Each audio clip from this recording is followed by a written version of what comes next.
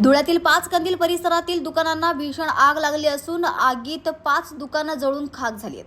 तर पाचकंदील येथील म्युनिसिपल मार्केटमधील मोदी भंडार आणि जवळ असलेल्या अन्य 4 दुकानांना पहाटेच्या सुमारास शॉर्ट सर्किट झाल्याने भीषण आग लागली आहे. सुदैवाने या आगीत कुठलीही जीवितहानी झालेली नसून या आगीमध्ये लाखो रुपयांचं नुकसान दुकानदारांचं झालंय, याची माहिती दुकानदारांनी यावेळी दिली आहे. घटनेची माहिती मिळताच धुळे महानगरपालिका अग्निशामक दलाच्या 3 बंबांनी आग विझवण्यासाठी शर्थीचे प्रयत्न केलेत. दरम्यान या अग्निशामक बंबांनी 10 ते 12 फेऱ्या करून आगीवर नियंत्रण मिळवले. यात मात्र दुकानदारांचं लाखो रुपयांचं नुकसान झालं असून यामध्ये दुकानदारांचे झालेले नुकसानाची भरपाई मिळावी अशी मागणी दुकानदारांकडून करण्यात येते. आज सकाळी 5 वाजता मला फोन आला. मी तेव्हा अचानक आलो होतो, बघितलं तर इथं दुकानात आगी चालू होतं. मी दुकान शटर लावून उघडले. त्या टायमाला नेमकं पूर्ण 100% आग लागलेली होती. फायर ब्रिगेडला फोन केला. फायर ब्रिगेडवाले तात्काळ आले. त्यांनी आग विझवण्याचा प्रयत्न, पण ते आग विझवता कम से कम बाजूचं एक दुकान आणि इकडचे 2-3 दुकानं असं मोजून 5-6 दुकानं लागली. माझं पूर्ण 100% दुकान, आमचं पूर्ण 100% दुकान खाक झालेलं आहे. जवळपास आमच्या दुकानामध्ये 8 ते 10 लाखाच्या वरती माल होता. पूर्ण 100% दुकान खाक झालेलं. भरपाईची मागणी तरी मी शासनाकडून इच्छितो की आम्हाला त्वरित भरपाई द्यावा, कारण की आम्ही सगळं तेवढ्या याच्यावरच काम करतो. ते चालू आहे आमचं. तर त्वरित मी आमची विनंती राहील शासनाला की आम्हाला काही ना काही फुलाची पाकळी म्हणून आम्हाला ती भरपाई देण्यात यावी, एवढी कळकळीची विनंती करतो. महाराष्ट्रातील पर्यटकांना भुरळ घालणारे अतिदुर्ग समजल्या जाणाऱ्या किनवट तालुक्यातील इस्लापूर येथील हरिणखरब वन्यजीव सफारी पार्क अर्धवट अवस्थेत आहे. 2022 मध्ये इस्लापूर येथील तत्कालीन वन अधिकारी प्रकाश शिंदे यांनी कोट्यवधी रुपयांचा महत्वाकांक्षी असलेल्या या सफारी प्रस्तावास मंजुरी मिळवून प्रत्येक कामांना प्रारंभ केला होता. त्यामध्ये या सफारी पार्कमध्ये electric vehicle pathway, electric vehicle shed आणि चार्जिंग स्टेशन, उपहारगृह, निरीक्षण मनोरे, पॅगोडा, प्रसाधनगृह, मुख्य प्रवेशद्वार आणि मजबूत रस्ते आणि पर्यटकांना आकर्षित करण्यासाठी आणि पाळीव प्राणी पाहण्यासाठी विविध अशी देखावे यामध्ये उभारण्यात आले होते. त्यातच तत्कालीन वन अधिकारी प्रकाश शिंदे यांची परभणी या ठिकाणी बदली झाली आणि हा करोडो रुपयांचा महत्वाकांक्षी प्रकल्प रखडला. त्यांच्या जागी नव्या जोमाचे सचिन धनगे नावांचे वन अधिकारी इस्लापूर वन परिक्षेत्राला लाभले. त्यांच्या कालावधीत ही सर्व कामं गती मिळवण्याऐवजी ठप्पच झाली. विशेषतः येथील हरिण पठार मराठवाड्यात प्रसिद्ध असून या ठिकाणी जवळपास 2000 हरिण, शेकडो नीलगाय, कोल्हे यासह विविध जातीचे पाळीव प्राणी देखील दररोज पाहायला मिळतात. इस्लापूर येथील अधिकाऱ्यांच्या वेळकाढू धोरणामुळे आणि उदासीनतावादीपणामुळे कोट्यवधी रुपयांचा हा महत्वाकांक्षी सफारी पार्कचा प्रकल्प हा अर्धवट अवस्थेत अडकल्याचे विदारक चित्र पाहावयास मिळते. तर हा प्रकल्प जर पूर्णत्वास गेला असता तर राज्यातील आणि राज्याबाहेरील पर्यटकांची मांदियाळी इस्लापूर या ठिकाणी पाहायला मिळाली असती आणि दुर्गम भाग असलेल्या या भागाचा विकास साधला गेला असता. सदरील सफारी पार्ककडे नांदेड वन विभागाने लक्ष वेधणे आणि अर्धवट अवस्थेत असलेल्या या सफारी पार्कच्या प्रस्तावाला गती देणे हे गरजेचं आहे. खासदार संजय राऊत यांच्या वक्तव्याचा शिवसेनेतर्फे चपलेने मारून निषेध व्यक्त करण्यात आलाय. तर नुकत्याच झालेल्या मराठी साहित्य संमेलनात राजकीय वस्तुस्थिती सांगून शिवसेना शिंदे गटाच्या नेत्या नीलमताई गोऱ्हे यांनी एक वक्तव्य केलं होतं. परंतु त्या वक्तव्याचा निषेध करताना शिवसेना उभाटा शकुनी समजल्या जाणाऱ्या खासदार संजय राऊत यांनी नीलमताई गोऱ्हे यांच्यावर खालच्या पातळीवर जाऊन वक्तव्य केलंय. नमक हराम, नालायक, घाण अशा प्रकारे शब्द वापरून 4 वेळा आमदार असलेल्या या शिवसेना प्रमुख माननीय बाळासाहेब ठाकरे यांच्या विश्वासू असलेल्या नीलमताई गोऱ्हे यांच्याबद्दल अपशब्द वापरून समस्त महिलांचा अपमान केलाय. त्यामुळे शिवसेनेच्या वतीनं शिवसेना जिल्हा प्रमुख गोपाल पाटील अरबट यांच्या नेतृत्वात अमरावती दर्यापूर इथल्या छत्रपती शिवाजी महाराज चौकात संजय राऊत यांचा निषेध व्यक्त करण्यात आलाय. तर शिवसेनेच्या वतीने शिवसेना जिल्हा प्रमुख गोपाल पाटील अरबट यांच्या नेतृत्वात अमरावती दर्यापूर इथल्या छत्रपती शिवाजी महाराज चौकात संजय राऊत यांचा निषेध करण्यात आलाय. काल 2 मार्च रोजी परिवहन विभागाचेच म्हणजेच आरटीओ मुख्यालय असलेल्या परिवहन भवन या नव्या इमारतीचे भूमिपूजन दुपारी 2 वाजता सन्माननीय मुख्यमंत्री देवेंद्र फडणवीस यांच्या शुभ हस्ते झालं. या प्रसंगी उपमुख्यमंत्री अजित पवार आणि एकनाथ शिंदे देखील उपस्थित होते. तर अशी माहिती परिवहन मंत्री श्री प्रताप सरनाईक यांनी दिली. तर रस्ते वाहतुकीचे नियमन करण्यासाठी 1 मार्च 1940ला तत्कालीन मुंबई राज्याचा परिवहन विभाग अस्तित्वात आलं. त्यामुळे 1 मार्च हा दिवस परिवहन दिन म्हणून साजरा केला जातो.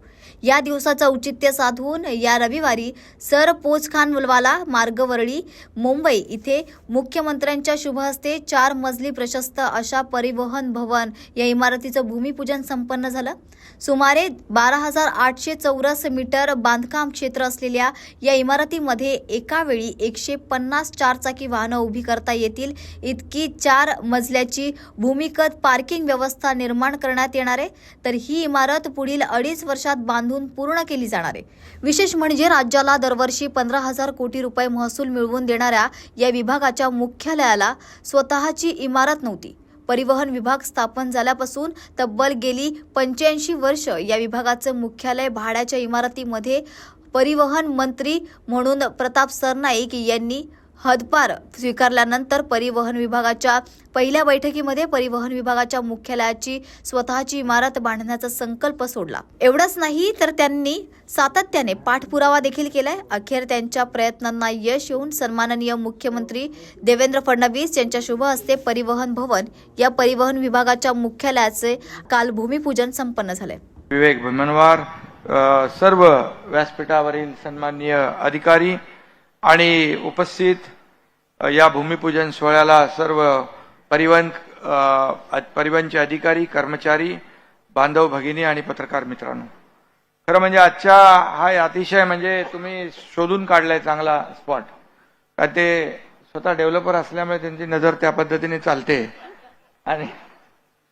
आणि खऱ्या अर्थाने म्हणजे इतके वर्ष परिवहनला स्वतःचं कार्यालय नाही, भवन नाही आणि ते तुम्ही या ठिकाणी करताय, याचा अर्थ खऱ्या अर्थाने हा फक्त एका इमारतीचा उभारणीचा कार्यक्रम नाही आहे, तर परिवहन व्यवस्थेला एक गती देणारा एक नवीन अध्याय तुम्ही सुरू केलेला आहे असं म्हटलं तर वावगं ठरणार नाही. आणि म्हणून या परिवहन विभागातल्या सर्व अधिकारी आणि कर्मचाऱ्यांचं मी मनापासून अभिनंदन करतो, त्यांना शुभेच्छा देतो.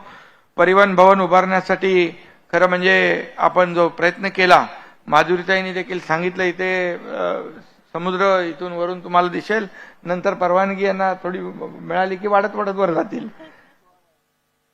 नाही म्हणजे आता 5च माळे बांधणार, 4 आता अधिकृतपणे 4 माळे बांधणार. त्यामुळे तुम्हाला अरे बाकी अनधिकृत नाहीये, नाही तर पत्रकार लोकांना तुम्ही दुसरं काहीतरी छापाल. भीमनवार साहेबांना मी सांगितलंय, तुम्ही छापताना जरा तुम्ही त्यांना विचारत जा, सेठी साहेबांना विचारा, एक बाजू छापू नका दुसरी पण बघा.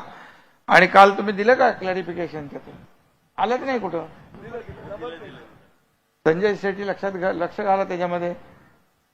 आणि खरं म्हणजे प्रताप सरनाईक यांच्या कामाचा जो काही स्पीड आहे तो स्पोर्ट्स कारपेक्षाही जास्त आहे पुढे.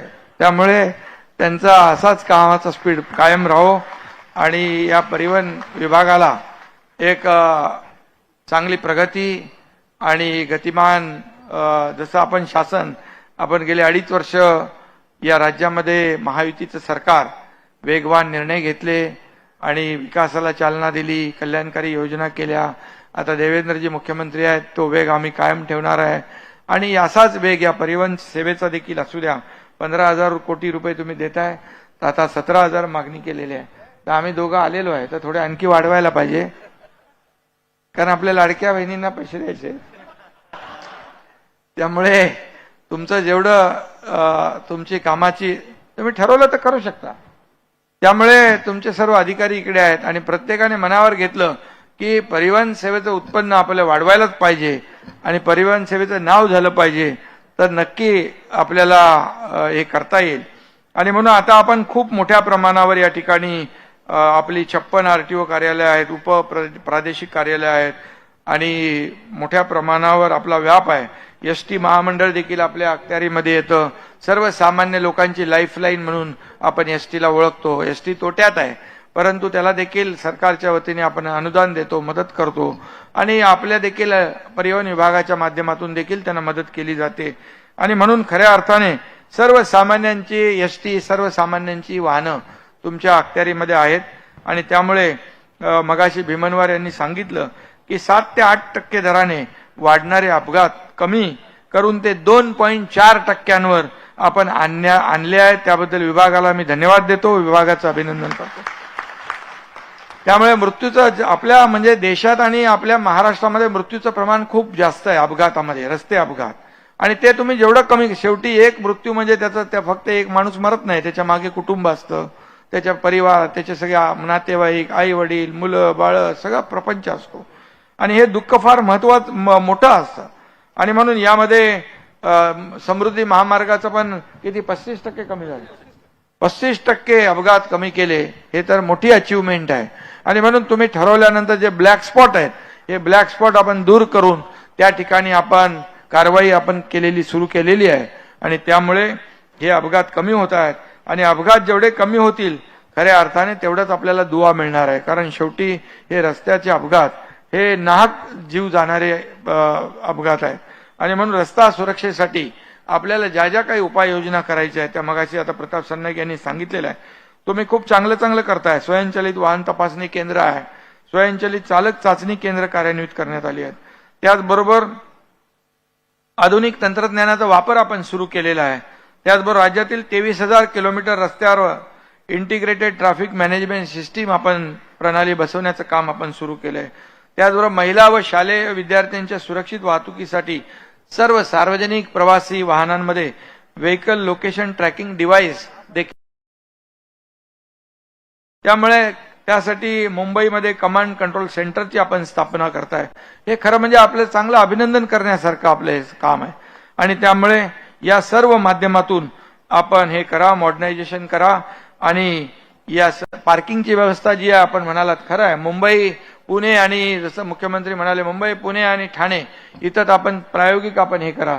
त्यासाठी नगर विकास विभागाकडून तुम्हाला काय परवानग्या लागतील त्या दिल्या जातील. मुख्यमंत्री इकडे बसले, त्यांच्याकडून आपल्याला जे काही परवानग्या पाहिजेत, निर्णय पाहिजेत ते आपण करून घेऊ. शेवटी पार्किंग हे महत्वाचं आहे. रस्त्यावर गाड्या लागतात, मग त्या रस्त्यावर वाहन पार्किंग केली जाते. आणि मग त्यासाठी काहीतरी अत्याधुनिक सिस्टीम, ॲप सिस्टीम, मगाशी सीएम साहेब म्हणाले ॲप सिस्टीम करा. आणि खऱ्या अर्थाने या ठिकाणी या परिवहन विभागाला चालना देण्याचं काम तुम्ही करताय. मगाशी आपण सांगितलं धर्मवीर आनंदीगे साहेबांच्या नावाचं एक महामंडळ आपण मागे केलं होतं. पण त्याच्या खऱ्या अर्थाने आज तुम्ही धर्मवीर आनंदीगे साहेबांचं स्वप्न पूर्ण करण्याचं काम केलंय. 65 वर्षापूर्वीच्या वरच्या लोकांना 10,000 रुपये तुम्ही त्यांना ते काय म्हणतात सन्मान निधी दिलाय.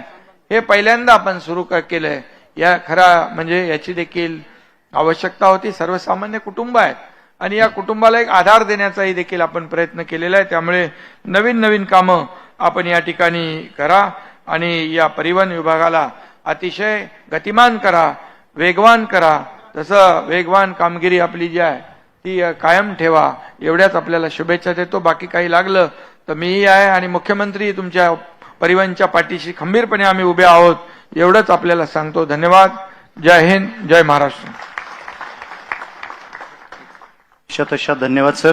आणि यानंतर महाराष्ट्र राज्याचे मुख्यमंत्री आदरणीय श्री देवेंद्रजी फडणवीस साहेब यांना मी विनंती करतो की त्यांनी आपलं मनोगत व्यक्त करा.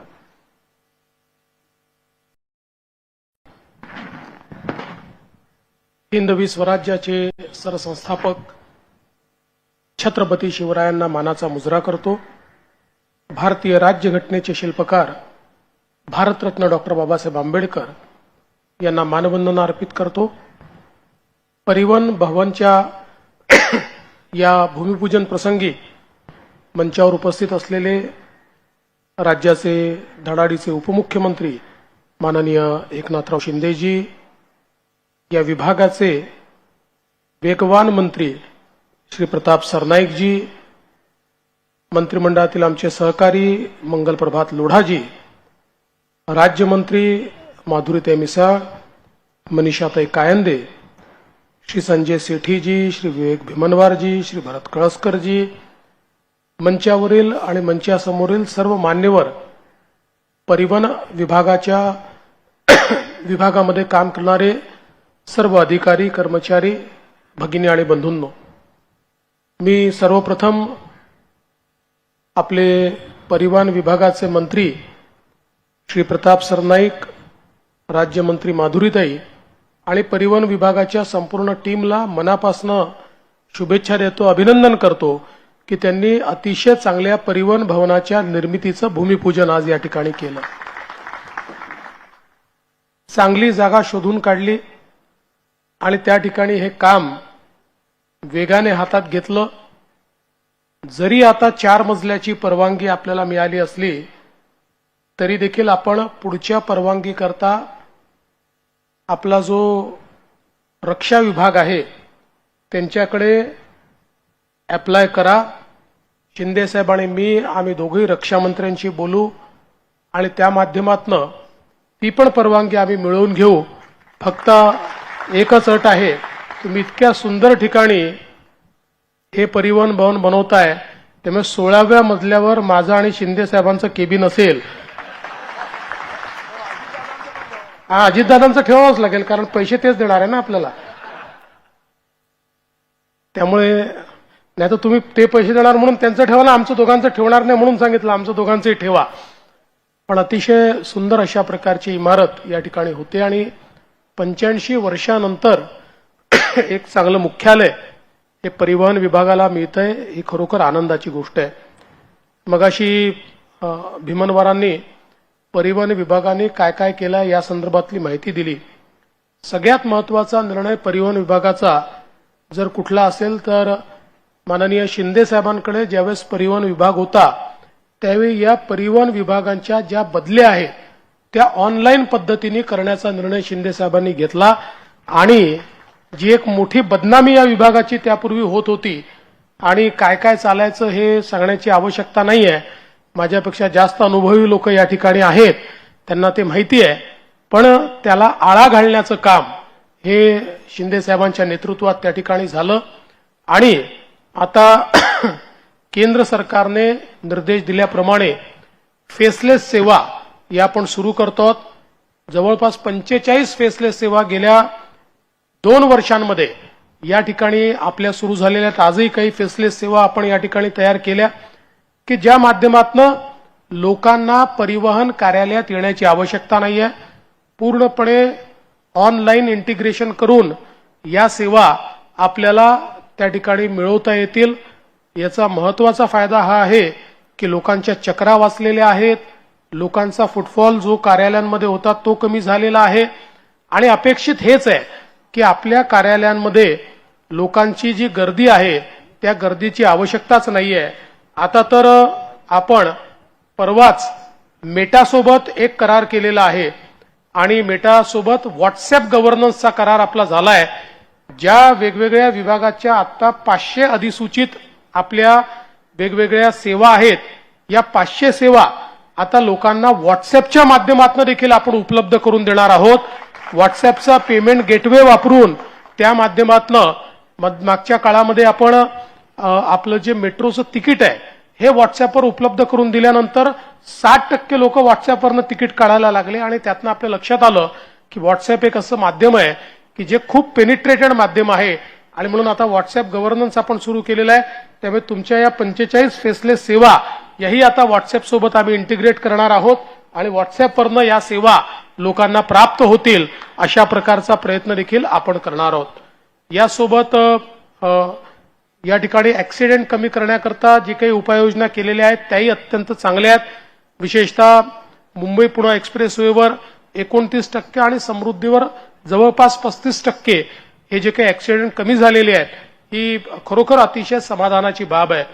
आणि मला असं वाटतं की आता या ठिकाणी वेगवेगळ्या प्रकारचं तंत्रज्ञान जे आपण वापरतो आहोत त्या तंत्रज्ञानामुळे अलीकडच्या काळामध्ये आपल्याला जे काही ड्रायव्हर्स फॉल्ट आहेत, जे काही उल्लंघन आहेत हे तंत्रज्ञानाच्या माध्यमातून कॅप्चर करून आणि त्यांना दंडित करण्याची एक चांगली आपल्याला त्या ठिकाणी सिस्टीम उभी करता आली आहे. आणि म्हणूनच मला असं वाटतं की त्यातनं म्हणजे आपल्याला महसूल मिळतो ही तर वेगळी गोष्ट आहे, पण महसुलापेक्षाही अशा प्रकारच्या यंत्रणांमुळे आज आपल्याला बघायला मिळत आहे की मुंबई पुणे एक्सप्रेसवेवर आपण ही संपूर्ण यंत्रणा उभी केल्यानंतर त्या ठिकाणी हे जे काही ऍक्सिडेंट कमी झाले त्यात एक महत्वाचा वाटा या सिस्टीमचा देखील आहे.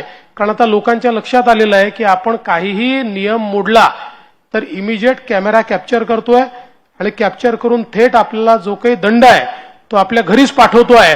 त्यामुळे आता पोलीसवाला आहे की नाही आहे, तो पाहतोय की नाही आहे, अशा प्रकारची कुठलीही व्यवस्थाच नाही. तर थेट या ठिकाणी दंड होत असल्यामुळे एक दोन वेळा दंड भरल्यानंतर लोकांच्या लक्षात येतं की आता या रस्त्यावर ऑटोमेटेड सिस्टीम सगळी असल्यामुळे आपण कुठलंही उल्लंघन करू नये. आणि म्हणून मला असं वाटतं की अशा प्रकारच्या ज्या काही सिस्टीम्स आहेत या सिस्टीम्समुळे मोठ्या प्रमाणात आपल्याला त्याचा फायदा होतोय. याच सोबत एक फार चांगला मुद्दा हा आपल्या मंत्री महोदयांनी या ठिकाणी मांडला, तो म्हणजे पार्किंगच्या संदर्भात. आणि मला असं वाटतं की आपल्याला किमान आता या ज्या 3 महानगरपालिका आहेत, मुंबई असेल, ठाणे असेल आणि पुणे असेल, या 3 महानगरपालिकांमध्ये पहिल्यांदा महानगरपालिकांना सांगून इथल्या सगळ्या पार्किंग स्पेसेसचं मॅपिंग करणं आणि त्या सगळ्या पार्किंग स्पेसेस या एका सिंगल ॲपवर आणणं, या 2 गोष्टी आपण केल्या पाहिजेत. आणि त्या करून मग आपण पार्किंगचं एन्फोर्समेंट जर या ठिकाणी केलं, आणि एवढंच नाही, आज मुंबईमध्ये इतक्या मोठ्या प्रमाणात पब्लिक पार्किंग स्पेसेस आपण तयार केल्या आहेत, त्यातल्या काही अनयूज देखील आहेत. त्यामुळे भविष्यात आपल्याला जे करायचं आहे की तुमच्याकडे जर त्या ठिकाणी गाडी घ्यायची असेल आणि पार्किंग नसेल तर तुम्हाला गाडी घेता येणार नाही. यापेक्षा तुम्हाला गाडी घ्यायची असेल आणि पार्किंग नसेल तर आमच्या ॲपवरनं तुम्ही पार्किंग भाड्याने घ्या आणि त्याच्यानंतर तुमची गाडी घ्या. अशा प्रकारची व्यवस्था देखील आपल्याला उपलब्ध करून देता येईल, ज्यामुळे हे जे काही रस्त्यावरचे पार्किंग, त्याच्यामुळे ट्रॅफिक स्लो होणं, त्याच्यामुळे होणारे ऍक्सिडेंट, या सगळ्या गोष्टी आपल्याला निश्चितपणे टाळता येतील. तर मला असं वाटतं की एक चांगली संकल्पना आहे. या संकल्पनेला येत्या काळामध्ये आपण राबवू. आणि जसं शिंदे साहेबांनी सांगितलं की सरकार पूर्णपणे ही संकल्पना राबवण्याकरता आपल्या पाठीशी उभी राहील. आपण आता जे काही बाकी इनिशिएटिव्ह घेतलेले आहेत ते हळूहळू ट्रान्सपरन्सीकडे चाललेले आहेत. मग त्या ठिकाणी लायसन्स करता ऑटोमॅटिक टेस्टिंग सेंटर्स असतील किंवा वेगवेगळ्या प्रकारच्या गोष्टींना त्या ठिकाणी आपण ज्या काही व्यवस्था उभ्या करतो तरी चांगली ट्रान्सपरन्सी उभी होते. स्क्रॅपिंग सेंटर्स आपले तयार झालेले आहेत. त्यामुळे खरं तर पहिल्यांदा म्हणजे आम्ही लोकांना सांगण्यापेक्षा सरकारने पहिल्यांदा निर्णय घेतला आणि 18,000 सरकारची वाहनं आम्ही स्क्रॅप करण्याचा निर्णय घेतला आणि त्याचं स्क्रॅपिंग आता सुरू झालेलं आहे. ही वाहनं ऑफ रोड झाल्यामुळे इतक्या मोठ्या प्रमाणात प्रदूषण कमी होतं, कारण एका चांगल्या वाहनापेक्षा ही जुनी वाहनं 8 ते 10 पट जास्त त्या ठिकाणी प्रदूषण करतात. आणि म्हणून प्रदूषण टाळण्याच्या दृष्टीनं ही स्क्रॅपिंगची सिस्टीम अतिशय चांगल्या प्रकारे तयार झालेली आहे. 100 दिवसाच्या कार्यक्रमामध्ये एक महत्वाची गोष्ट आपल्या विभागाला आम्ही दिलेली आहे. केंद्र सरकारने वारंवार आपल्याला सांगितलेलं आहे की जीएसटी आल्यानंतर राज्यांमध्ये कुठलेही बॅरियर्स असू नये आणि म्हणून जवळपास 18 राज्यांनी त्यांचे सगळे चेकपोस्ट पूर्णपणे बंद केलेले आहेत. त्यामुळे मंत्री महोदय, राज्यमंत्री महोदय, सेठी साहेब आणि भीमनवरजी, तुम्हाला मी टार्गेट देतोय की तुम्ही 15 एप्रिल पर्यंत हे नाके बंद करण्याच्या संदर्भातले जे काही तुमचे प्रस्ताव आहेत ते तयार करावे. आणि मला कल्पना आहे की आपल्याकडे काही बीओटीवर पण आपण केलेलं आहे, पण त्यांचे जो काही कम्पेन्सेटरी भाग असेल तो आपण केला पाहिजे. कारण जोपर्यंत सीमलेस ट्रॅफिक ऑफ गुड्स हा तयार होणार नाही तोपर्यंत ईज ऑफ डुईंग बिझनेसही होणार नाही आणि तोपर्यंत आपल्याला जी काही एक चांगली सप्लाय चेन तयार करायची आहे, आपल्याला उद्योग वाढवायचे आहेत, या कुठल्याही गोष्टी होणार नाही. त्यामुळे आपण ही जी काही टाइमलाईन मी देतोय त्या टाइमलाईनमध्येच हे करण्याचा प्रयत्न कृपया करावा अशा प्रकारची आपल्याला विनंती करतो. मला अतिशय आनंद आहे की प्रताप सरनाईक यांनी या विभागाचा कारभार हाती घेतल्यानंतर चांगल्या वेगानं निर्णय घेणं सुरू केलेलं आहे. आणि सगळ्यात आनंदाची गोष्ट आहे की आमचे रिक्षा आणि टॅक्सी चालकांचं महामंडळ कार्यान्वित करून आज त्यांना 10,000 रुपये सन्मान निधी देखील देण्यात आला. ही आनंदाची गोष्ट आहे. त्यामुळे अशाच प्रकारे परिवहन विभाग मंत्री आहेत, आपल्या राज्यमंत्र्यांनाही खूप मोठा अनुभव आहे. त्यामुळे दोघेही मिळून निश्चित चांगल्या प्रकारे या विभागाचा कायापालट करतील आणि त्याकरता शिंदे साहेब, मी आणि अजितदादा त्यांच्या पाठीशी उभं राहू एवढंच या निमित्ताने सांगतो आणि माझं बोलणं संपवतो. धन्यवाद. जय हिंद, जय महाराष्ट्र. मुंबई महापालिका गट अ परीक्षेतील घोटाळ्यावर मनसे आक्रमक झाल्याचं पाहायला मिळालं असून संदीप देशपांडे आणि आशिष धुरींनी राज ठाकरेंची भेट घेतली आहे. तर मुंबई महापालिकेच्या गट अ परीक्षेतील घोटाळ्याच्या पार्श्वभूमीवर महाराष्ट्र नवनिर्माण सेनेचे म्हणजेच मनसेचे नेते संदीप देशपांडे आणि आशिष धुरी यांनी पक्षप्रमुख राज ठाकरे यांची भेट घेतली. या परीक्षेत मोठ्या प्रमाणावर गैरव्यवहार झाल्याचा आरोप करत त्यांनी या प्रकरणी तातडीने चौकशीची मागणी केली असून यावेळी मनसे नेते संदीप देशपांडे यांनी पेपर 25 तारखेला होणार होता तो आधीच 19 तारखेला फुटलाय. आमच्या माहितीप्रमाणे या प्रश्नपत्रिकेतील एक प्रश्न हा 10 लाख रुपयांना विकला गेलाय. शेकडो कोटींचा घोटाळा या परीक्षेच्या माध्यमातून झालाय असा गंभीर आरोप संदीप देशपांडे यांनी केलाय. तुम्हाला माहीत असेल तर 25 तारखेला मुंबई महानगरपालिकेच्या अभियंत्याच्या अ गटाची परीक्षा झाली. पण आमच्याकडे ज्या तक्रारी प्राप्त झाल्या आमचे विभागाध्यक्ष सन्मान्य मनीष धुरी, कुशल धुरी यांच्याकडे, त्यानुसार हा पेपर 19 तारखेलाच फुटलेला होता आणि त्याचे पुरावेसुद्धा आमच्याकडे आहेत की कशा पद्धतीने हा पेपर आधीच 19 तारखेला लीक झालेला आणि त्याची कोट्यावधी रुपयांची विक्री या महानगरपालिकेच्या अभियंत्यांना झालेली आहे. आणि तेच प्रश्न जे अगोदर होते तेच प्रश्न बरोबर त्या परीक्षेत आलेले आहेत. त्यामुळे मला असं वाटतं हा एक कोट्यावधींचा घोटाळा आहे आणि याचा पाठपुरावा करण्यासाठी आमचे अभियंते सगळे मनीष धुरी आणि आमच्या कुशल धुरींना भेटले. त्यानंतर आज आम्ही सन्मान्य राजसाहेबांची चर्चा केली. लवकरच मुख्यमंत्र्यांची भेट घेऊन या संदर्भातल्या चौकशीची मागणी आम्ही करणार आहोत आणि जे दोषी असतील त्यांच्यावर कडक कारवाई झाली पाहिजे ही आमची मागणी राहील. अभिनेत्री सोनाली कुलकर्णीच्या अप्सरा आली या नृत्याचा बुलढाणेकरांनी आनंद घेतलाय. महाराष्ट्र राज्य ग्रामीण जीवोन्नती अभियान उमेद अंतर्गत बुलढाण्यातील जिजामाता स्टेडियम इथे 4 दिवसीय प्रदर्शनीचं आयोजन करण्यात आलंय. या प्रदर्शनीमध्ये बचत गटाच्या महिलांनी 150 पेक्षा अधिक स्टॉल लावले. दरम्यान विविध कार्यक्रमासह मनोरंजन आणि सांस्कृतिक कार्यक्रमाचेही आयोजन करण्यात आलं. यामध्ये अप्सरा आली या गीतावर अभिनेत्री सोनाली कुलकर्णी यांचा नृत्याविष्कार बुलढाणेकरांना अनुभवता आला. तर कलाकारांनी देखील उपस्थित प्रेक्षकांची मनं जिंकली. या कार्यक्रमासाठी प्रामुख्याने महिलांची मोठ्या संख्येने उपस्थिती या ठिकाणी पाहायला मिळाली.